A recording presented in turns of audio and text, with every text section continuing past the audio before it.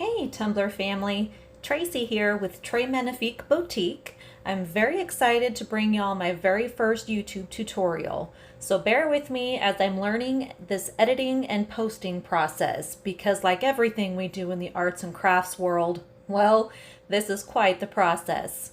We have a little ways to go on this tutorial journey, so if y'all are watching me on the struggle bus with this vinyl, I cut it too deep, so the backing didn't want to come off easily. I'm going to yap at y'all for a few minutes. First off, I really want to say, if you watch a Tumbler or any other craft making tutorial on YouTube, whether you actually like the product slash end result or not, humor me and give that content creator a like or thumbs up. You don't have to follow or subscribe to them, but give them a like still. They have put several hours into filming and editing that 20-minute tutorial for you, as I'm finding out, to help bring you inspiration or entertainment. I apologize, I have not figured out yet how to screen record the process of editing and cutting the images on my computer and combining it with video on my phone to give you the complete step-by-step process for this tumbler, but I'll get it all figured out soon. I'm sure y'all can find a ton of other tutorials on that for the time being. I have been asked to do several tutorials on various tumblers and resin projects, and I promise I will get to those. I figured I would get the ball rolling with some tutorials from projects I'm currently on that need to get done first. As you see, I already have some images cut out on vinyl. This is removable vinyl, by the way, Oracle 631 brand. The color doesn't matter because it's all going to get covered anyways. I'm working on a tooled leather tumbler done with alcohol inks on a 30-ounce skinny, not a skinny straight. So this one is slightly tapered at the bottom. I sanded the tumbler and then wiped it off with rubbing alcohol to prep it. Again, don't worry about painting the tumbler yet, that'll come later. The images like the tooled leather filigree / flower design, the horse head, as well as the braided rope were found in various places like Google, Etsy, and iStock photos. And I just played with the font until I found one that I liked that looked Western-ish. I should have set them up and cut them out and applied it to the tumbler all as one unit, but hey, where's the fun in that? I always have to do everything the hard way. I started by centering the name so I knew how much space I had above and below it to put the braided rope, which I made about 1 inch too long, but no worries. That's what a craft knife is for, right? To trim it all down so it fits together. Then I put the horse head and filigree on and tried to make it an even distance on both sides of the name. I did go back off camera and cut the name a little bit bigger though.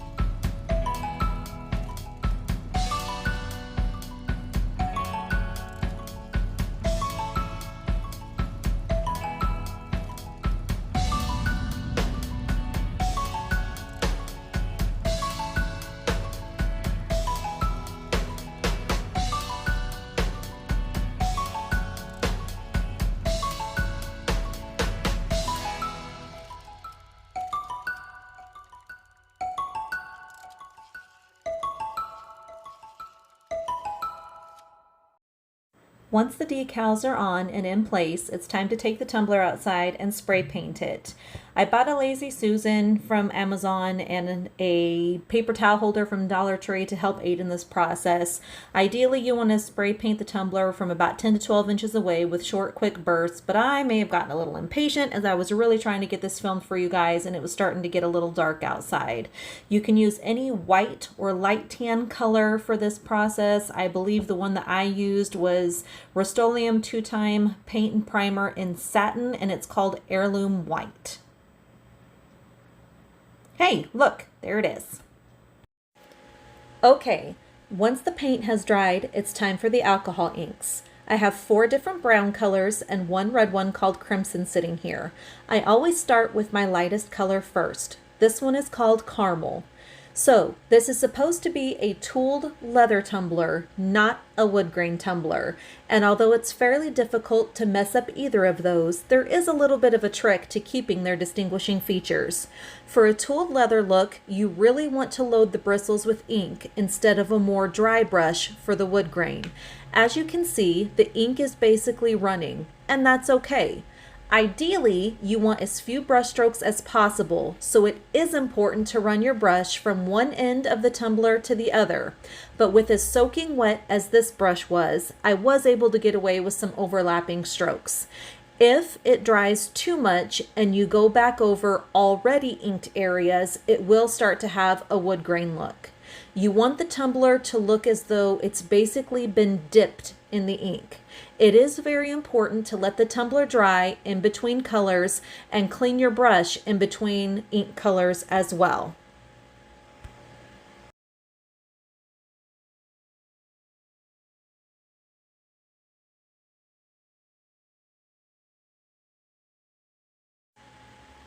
Once the first ink color has dried, it's time to move on to the second color, which for this tumbler is ginger. Still following the same principles as with the first color, loading up those bristles with ink, taking that color from one end of the tumbler to the other with as few brush strokes as possible, and always moving the paintbrush in one direction, never back and forth.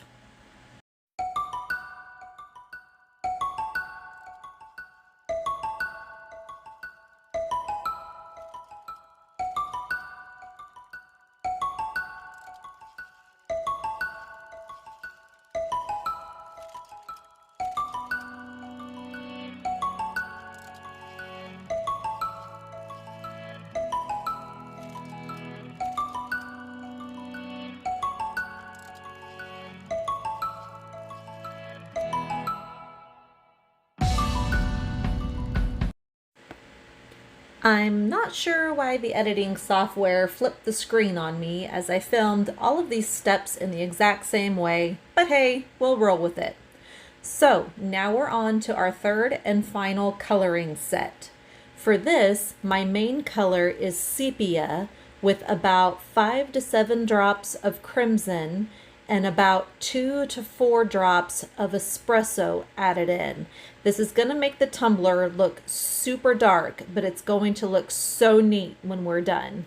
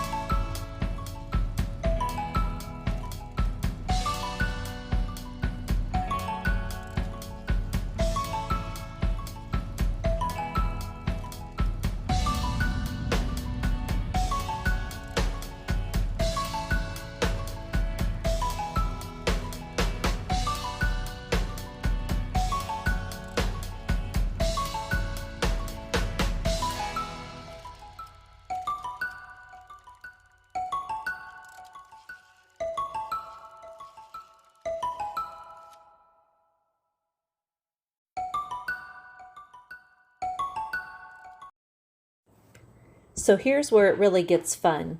You're going to need some paper towels, ideally lint-free ones. I initially started off with just an off-brand paper towel, but it kept shredding to pieces and leaving residue on my tumbler. So you'll see I switched to a blue heavy-duty lint-free paper towel that I believe I got at either Lowe's or Home Depot. They are a little bit spendy, but worth it for me. You're also going to want some rubbing alcohol. I believe I'm using 91%, but I have done this with the lower grade alcohol as well. I've repurposed an old hairspray bottle, which is fabulous for this as it sprays a fine mist and you want your paper towel damp, but not soaking wet. The fine mist spritz from the bottle is also great when wanting to pop bubbles on top of silicone molds instead of using heat, which can potentially ruin the molds. Anyways, you want to gently start rubbing the damp paper towel across the tumbler, which will remove and lighten the inks. I personally prefer a lot of that dark ink to stay in the crevices of the decals and try to lighten just the tops of the decals to make it pop. But you can remove or leave as much of the ink as you would like. If you get a little too aggressive with rubbing the tumbler and make an area too light, no worries. That is an easy fix. Take your dark color combo, the sepia, crimson, and espresso, and brush over that area again and let it dry. Then gently take the damp paper towel over that area again.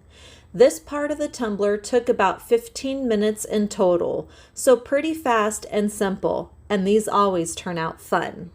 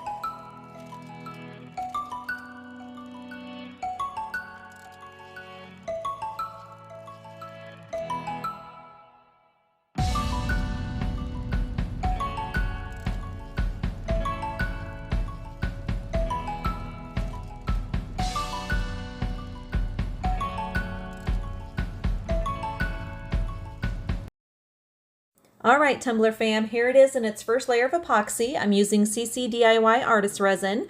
Once this coat cures, I will add another, as I always do, a 2-coat minimum. Thanks so much for watching my first YouTube tutorial, and as stated in the beginning, you don't have to share or subscribe, although I'd appreciate the support, but how about a thumbs up for all the hard work?